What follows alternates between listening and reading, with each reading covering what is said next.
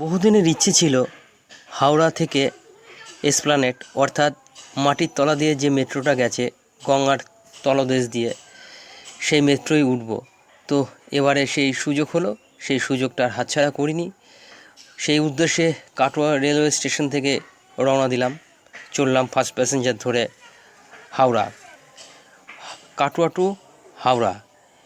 এবার ঘড়ির কাঁটায় ঠিক যখন 9:30 পৌঁছলাম হাওড়া স্টেশনে।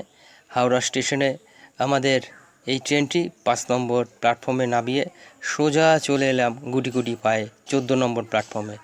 হ্যাঁ বন্ধুরা, এই সেই 14 নম্বর প্ল্যাটফর্ম দেখতে পাচ্ছেন, যেখানে হাওড়া মেট্রো চালু হয়েছে।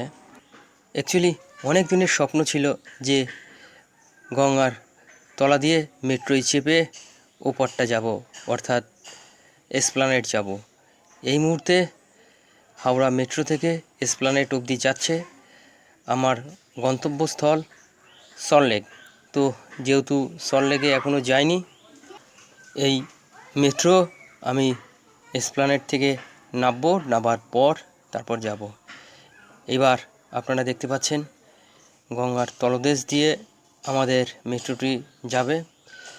এবার ভয়ও লাগছে, উৎকণ্ঠাও লাগছে, আনন্দ লাগছে, কি বলবো, এক অনন্য মুহূর্ত, এক্সাইটিং মুহূর্ত।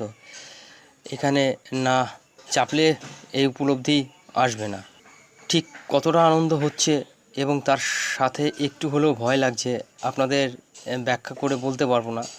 খুব সুন্দর একটা মুহূর্তের মধ্যে দিয়ে যাচ্ছি আমরা, গঙ্গার তলদেশ দিয়ে মেট্রো দিয়ে আমরা যাচ্ছি।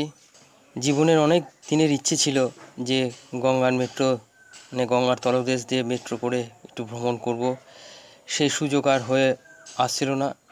এবার সুযোগটা পেয়েছি, তাই সেই সুযোগটা কাজে লাগাবার জন্য সম্পূর্ণ ইচ্ছা।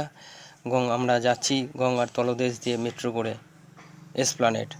যাই হোক, আমার এই ছোট্ট একটা স্বপ্ন দেখেছিলাম, পূর্ণ হলো।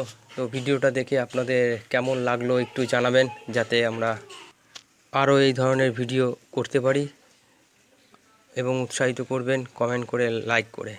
ভালো থাকবেন।